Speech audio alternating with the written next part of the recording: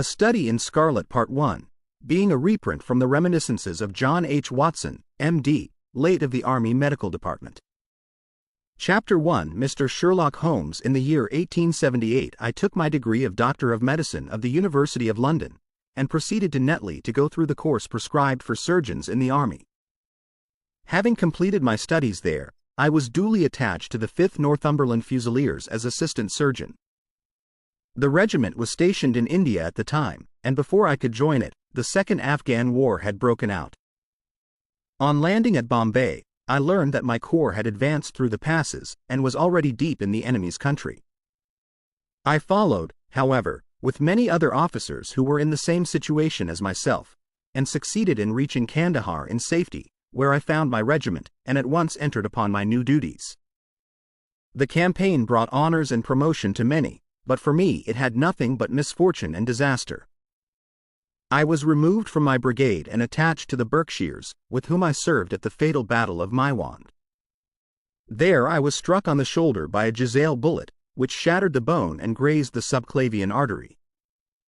I should have fallen into the hands of the murderous Ghazis had it not been for the devotion and courage shown by Murray, my orderly, who threw me across a pack horse and succeeded in bringing me safely to the British lines. Worn with pain and weak from the prolonged hardships which I had undergone, I was removed, with a great train of wounded sufferers, to the base hospital at Peshawar. Here I rallied, and had already improved so far as to be able to walk about the wards, and even to bask a little upon the veranda, when I was struck down by enteric fever, that curse of our Indian possessions.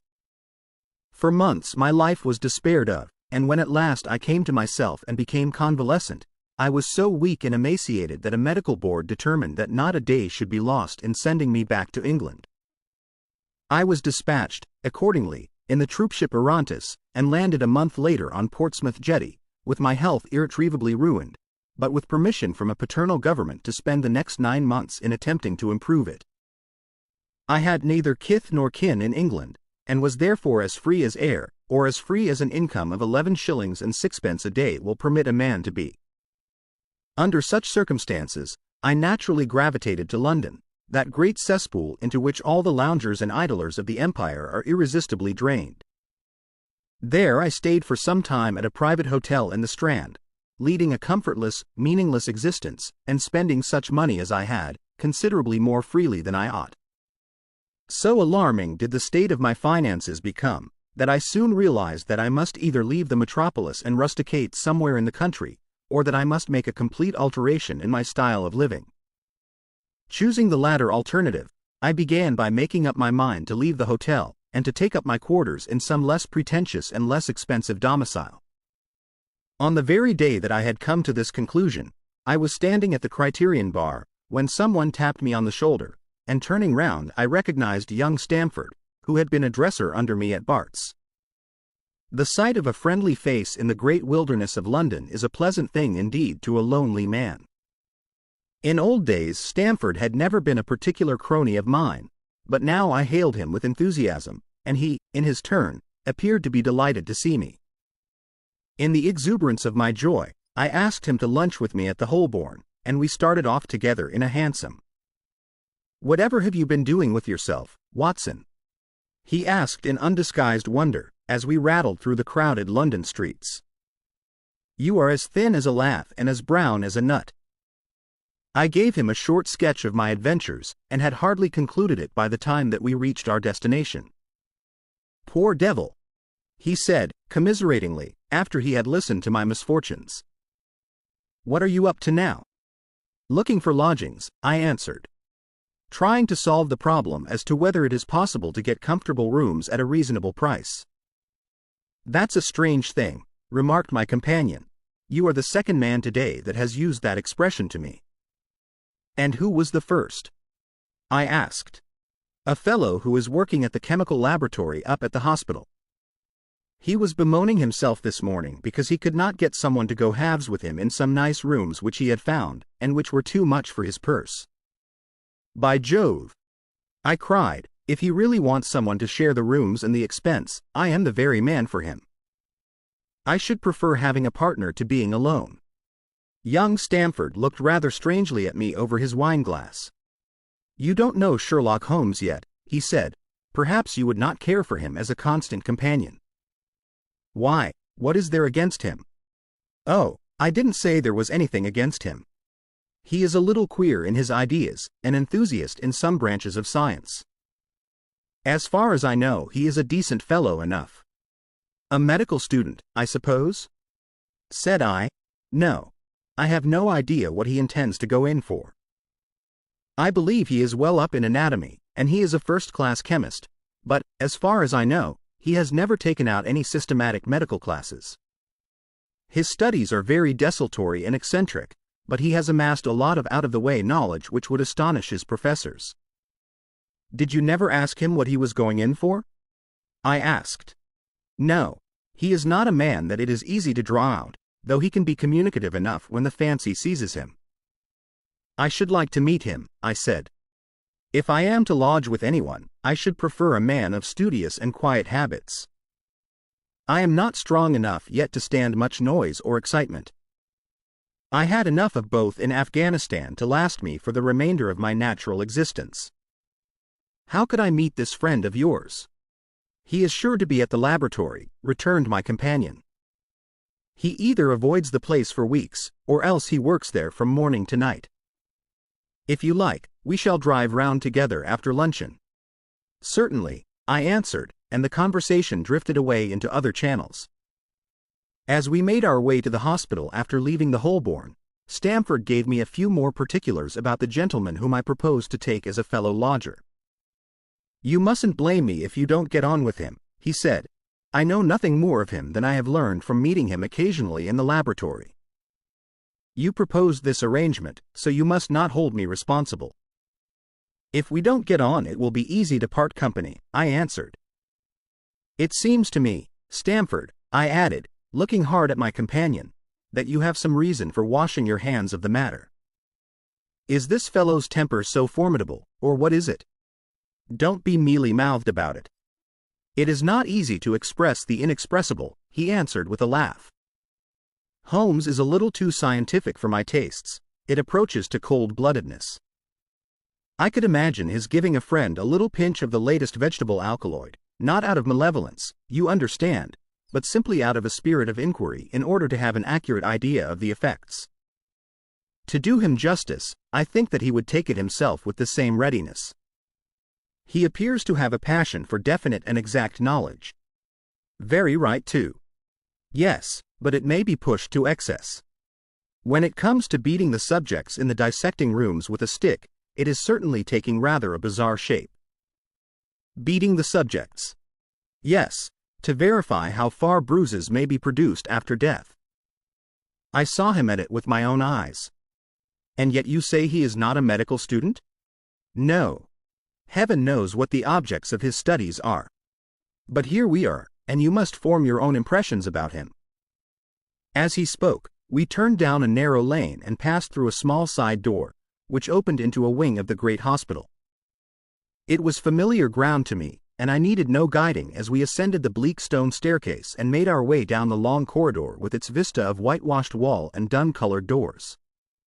Near the further end, a low arched passage branched away from it and led to the chemical laboratory.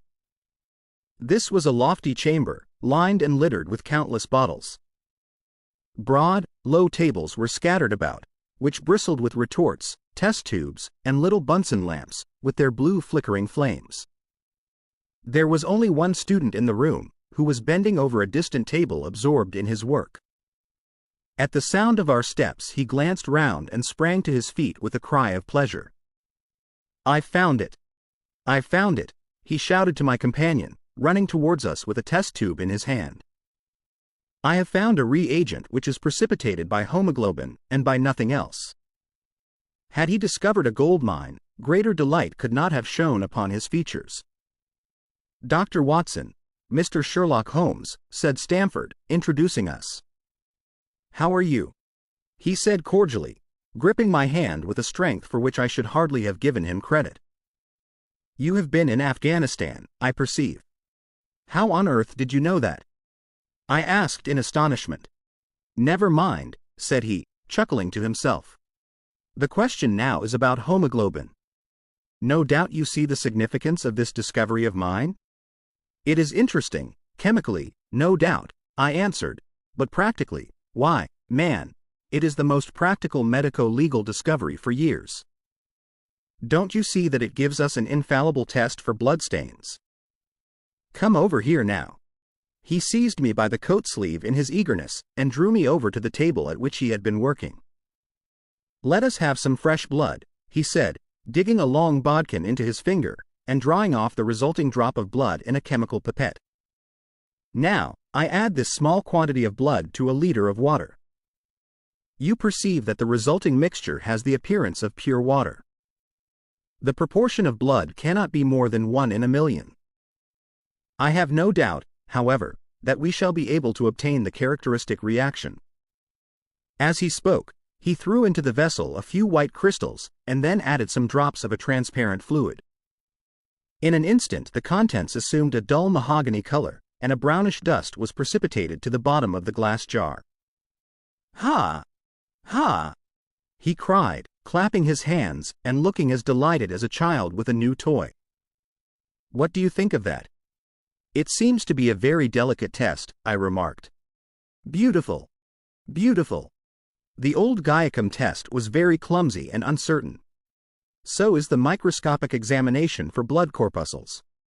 The latter is valueless if the stains are a few hours old. Now, this appears to act as well whether the blood is old or new. Had this test been invented, there are hundreds of men now walking the earth who would long ago have paid the penalty of their crimes. Indeed, I murmured. Criminal cases are continually hinging upon that one point. A man is suspected of a crime months perhaps after it has been committed. His linen or clothes are examined and brownish stains discovered upon them. Are they blood stains, or mud stains, or rust stains, or fruit stains, or what are they? That is a question which has puzzled many an expert, and why? Because there was no reliable test. Now we have the Sherlock Holmes test, and there will no longer be any difficulty. His eyes fairly glittered as he spoke, and he put his hand over his heart and bowed as if to some applauding crowd conjured up by his imagination. You are to be congratulated, I remarked, considerably surprised at his enthusiasm. There was the case of von Bischoff at Frankfurt last year. He would certainly have been hung had this test been in existence. Then there was Mason of Bradford, and the notorious Muller, and Lefebvre of Montpellier, and Samson of New Orleans. I could name a score of cases in which it would have been decisive. You seem to be a walking calendar of crime, said Stamford with a laugh. You might start a paper on those lines. Call it the police news of the past. Very interesting reading it might be made, too, remarked Sherlock Holmes, sticking a small piece of plaster over the prick on his finger. I have to be careful, he continued, turning to me with a smile, for I dabble with poisons a good deal. He held out his hand as he spoke, and I noticed that it was all mottled over with similar pieces of plaster and discolored with strong acids. We came here on business, said Stamford, sitting down on a high three-legged stool, and pushing another one in my direction with his foot. My friend here wants to take diggings, and as you were complaining that you could get no one to go halves with you, I thought that I had better bring you together. Sherlock Holmes seemed delighted at the idea of sharing his rooms with me. I have my eye on a suite in Baker Street, he said, which would suit us down to the ground. You don't mind the smell of strong tobacco, I hope? I always smoke ships, myself, I answered. That's good enough. I generally have chemicals about, and occasionally do experiments. Would that annoy you? By no means. Let me see, what are my other shortcomings? I get in the dumps at times, and don't open my mouth for days on end. You must not think I am sulky when I do that. Just let me alone, and I'll soon be right. What have you to confess now? It's just as well for two fellows to know the worst of one another before they begin to live together. I laughed at this cross-examination. I keep a bullpup, I said, and I object to rows because my nerves are shaken, and I get up at all sorts of ungodly hours, and I am extremely lazy. I have another set of vices when I'm well, but those are the principal ones at present. Do you include violin playing in your category of rows? He asked, anxiously. It depends on the player, I answered. A well-played violin is a treat for the gods, a badly played one, oh, that's all right, he cried, with a merry laugh. I think we may consider the thing as settled, that is, if the rooms are agreeable to you. When shall we see them? Call for me here at noon tomorrow, and we'll go together and settle everything, he answered. All right, noon exactly, said I, shaking his hand. We left him working among his chemicals, and we walked together towards my hotel. By the way, I asked suddenly, stopping and turning upon Stamford, how the deuce did he know that I had come from Afghanistan? My companion smiled an enigmatical smile. That's just his little peculiarity, he said. A good many people have wanted to know how he finds things out. Oh, a mystery is it? I cried, rubbing my hands. This is very piquant. I am much obliged to you for bringing us together. The proper study of mankind is man, you know. You must study him, then, Stamford said, as he bade me goodbye. You'll find him a knotty problem, though. I'll wager he learns more about you than you about him. Goodbye. Goodbye, I answered, and strolled on to my hotel, considerably interested in my new acquaintance.